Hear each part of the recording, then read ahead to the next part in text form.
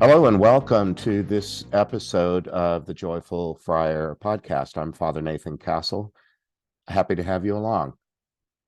On our last episode, we dealt with the story of Wilhelmina mending her heart.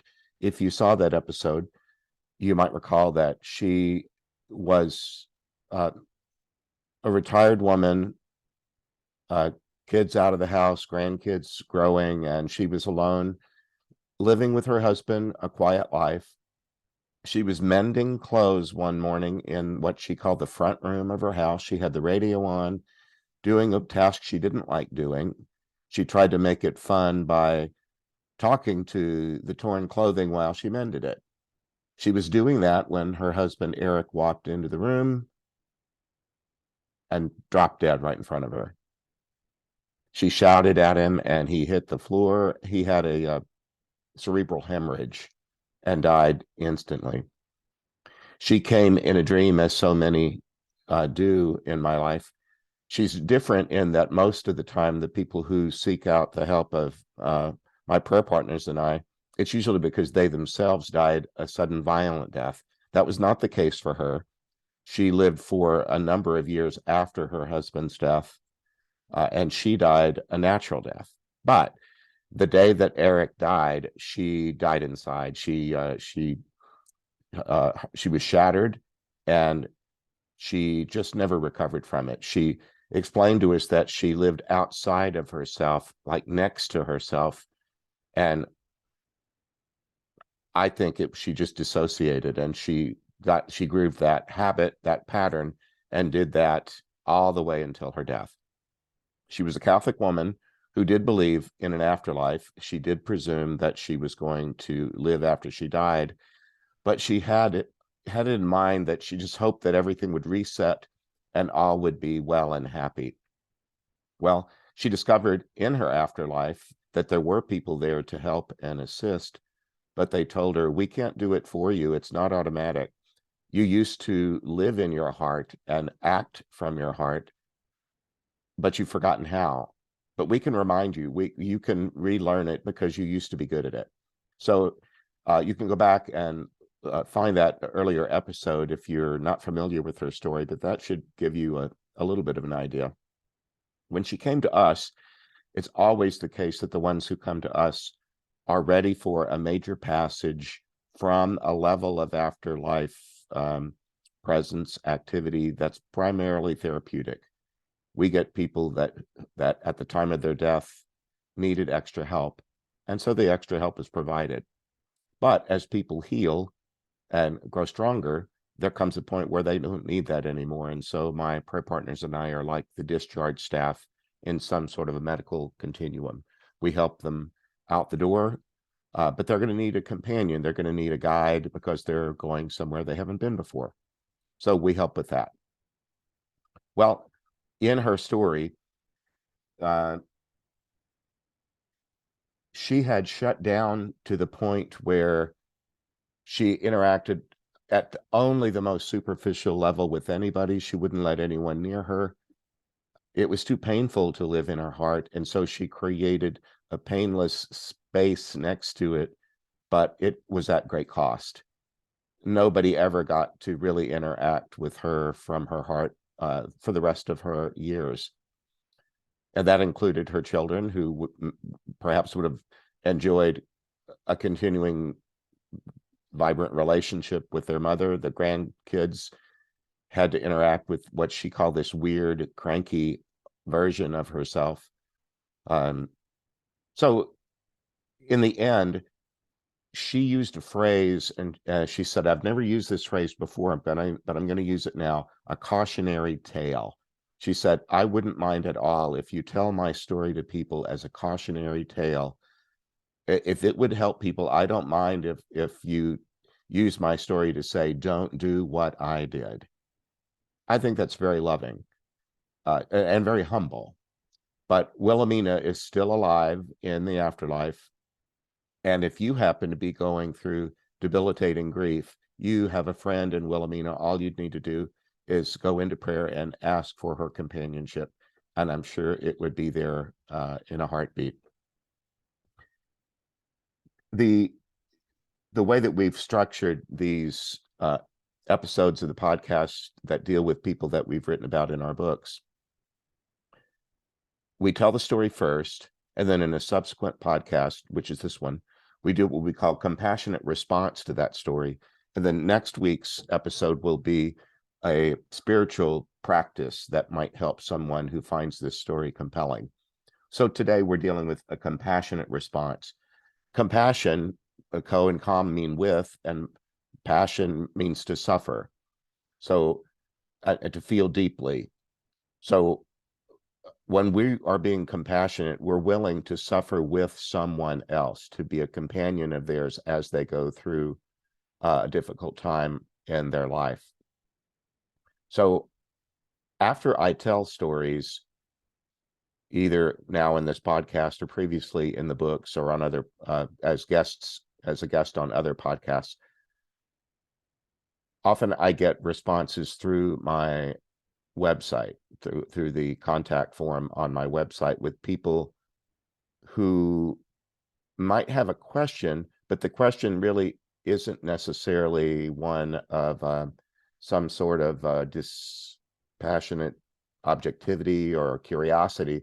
Very often the comments that I get or questions are from people that are heartbroken over the loss of someone. I wasn't, when I wrote these books, thinking of them necessarily as grief support books that you might find in a section of a bookstore or library.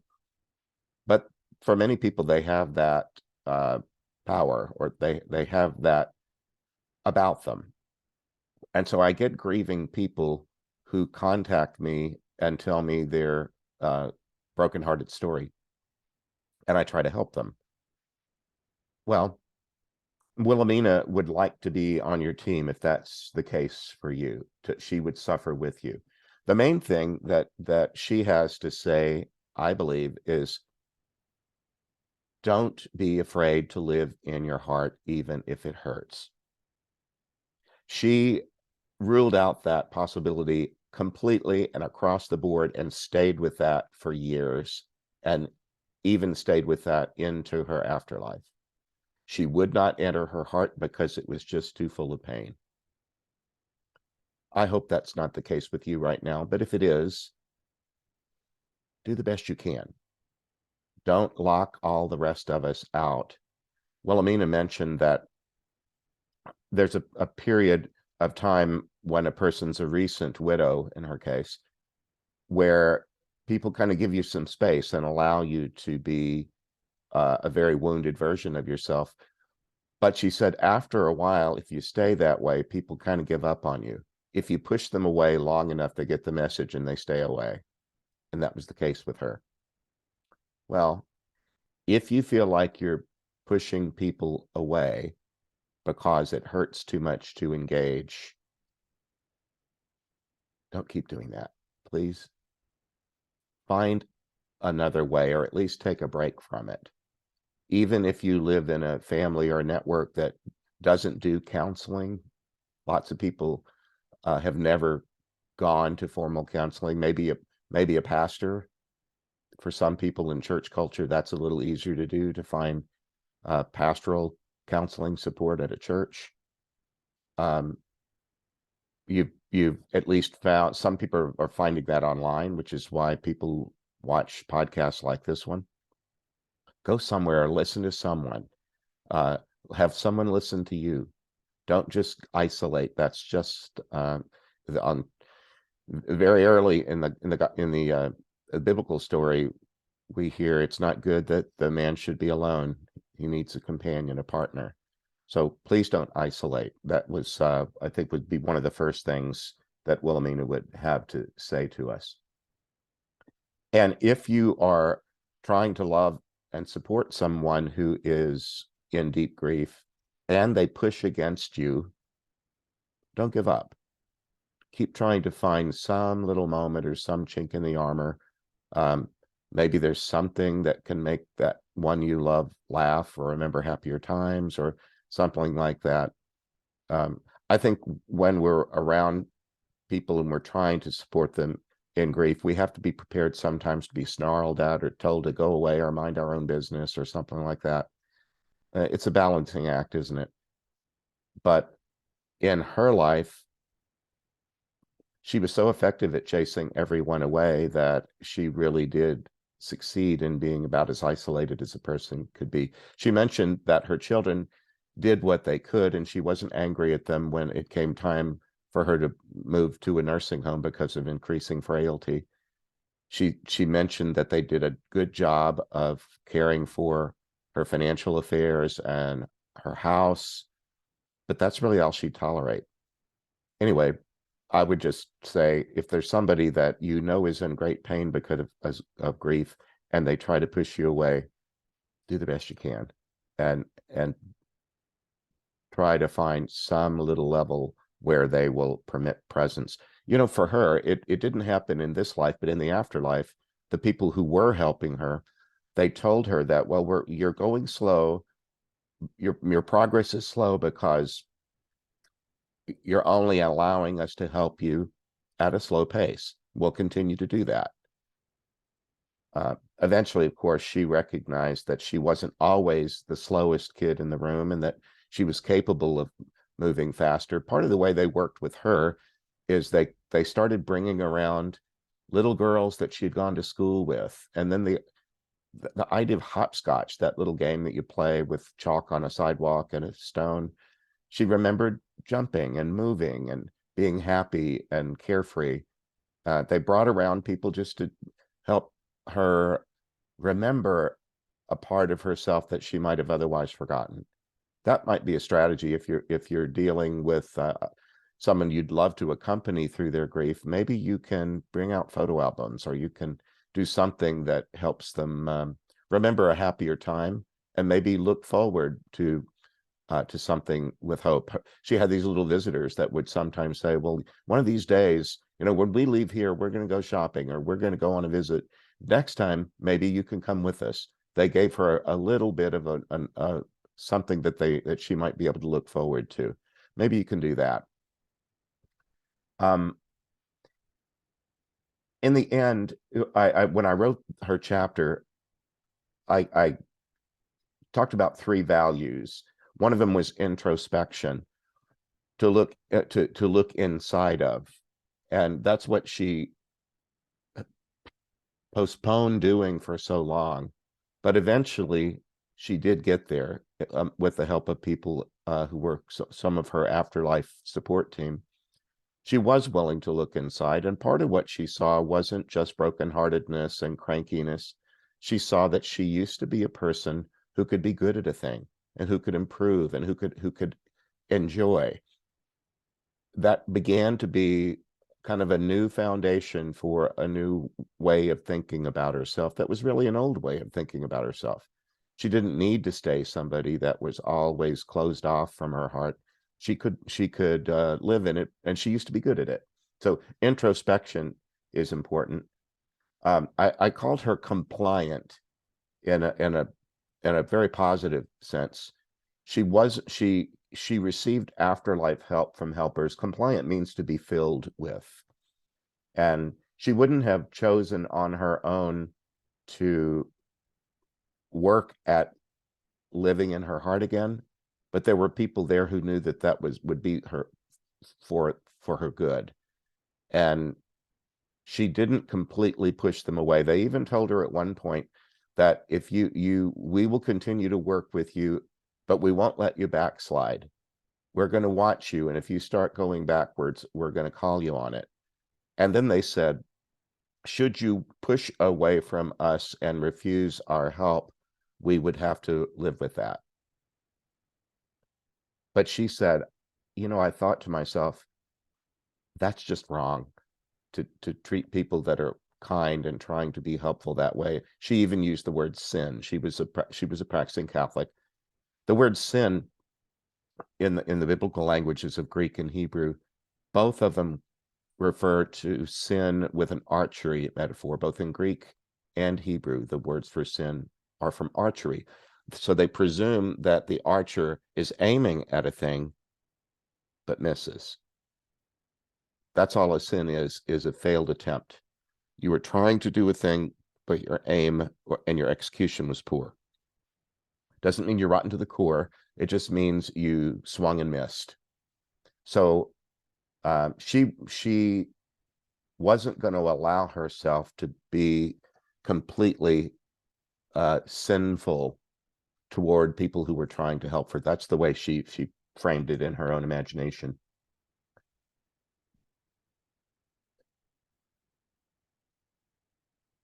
One of the things, she was in great pain. And one thing to keep in mind about either physical or emotional pain, or both, because sometimes they occur together, be careful, because pain can make a person selfish. It's hard to be philanthropic and outgoing when you have a horrible toothache or backache. Nevertheless, there are times when, and some people live with lots of pain, and from time to time I do, with some lower back stuff. You can still push against it. Pain doesn't get to be the boss unless you let it. And emotional pain, or the pain that can come from grief, of course it hurts. There's no question about that. But does it get to be the boss of you? And does your pain make you selfish, that is concerned only with yourself?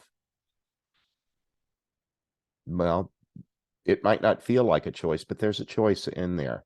It's possible to be in pain and to be compassionate at the same time towards somebody else. It's work, but I think it's worth doing. I hope that if you deal with a lot of chronic pain, I'm sorry, and I pray that there are some kind of relief can come your way, but it doesn't make it any better by becoming selfish in the course of it. That only makes matters worse, I think. She was told, yes, you're in pain, but we're all around you and we're all supporting you. It was Mother Mary who told her that. And we said, and Mother Mary was compassionate toward her and said, well, of course your heart was broken when Eric hit the floor. Your heart hit the floor too, and of course it shattered, but hearts can be mended. And then if you recall in her story, she was mending clothes at the time of her husband's sudden death. Mary put the needle and thread in her hand and said, here, I need you to mend your heart. We can't do it for you, but we're all around you, supporting you as you do. One of the things that that if you are the one in grief, please ask for help. Don't stay in isolation. Try to let somebody help you, at least a little at a time.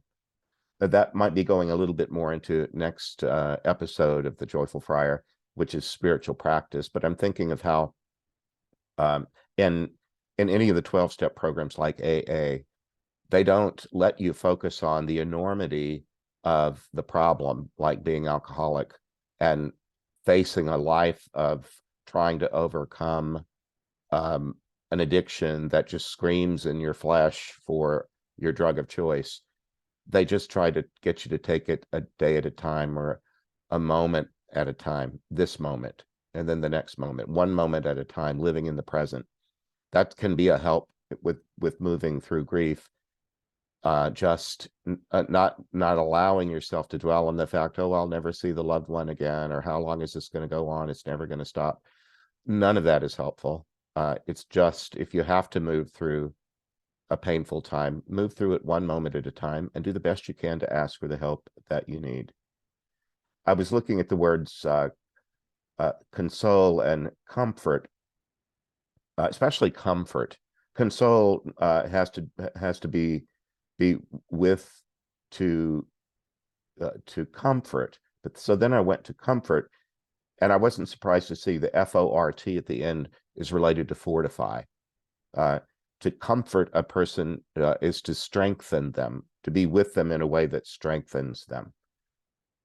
And if you happen to be in grief, that might make you a very effective grief support person for someone else. That's why there are grief support groups. It might be that you've made some progress in your grieving that you haven't even recognized until you see somebody who's further back in the process than you, maybe near the starting gate of not knowing how to take a breath. It might be that your own experience of grief might make you good at being a comfort, that is, someone who can be with to strengthen someone else. Well, next time we'll go into some detail about some spiritual practices that might help. If you'd like to be in touch with me, go to my website, nathan-castle.com, and email me through the contact form that has on it basic information where you're located. Many times people leave a phone number where I can at least text them, and maybe we talk on the phone. I like to know what time zone you live in, because I don't want to be bothering you, in the night or at odd hours. And if you have a question for me, please don't leave that just on a YouTube video or somewhere else online. I'd love to answer your question, but the way to do that would be to email me through my website, nathan-castle.com.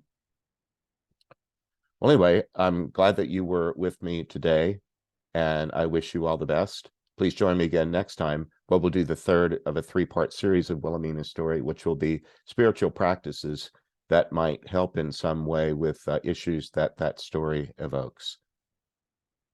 God bless you. Have a great day. Bye-bye. I hope you enjoyed this episode of The Joyful Friar. You can visit me at nathan-castle.com. Send me a message by clicking the contact button. If you'd like to support this podcast, you can make a donation by clicking the donate button. See you next time. God bless.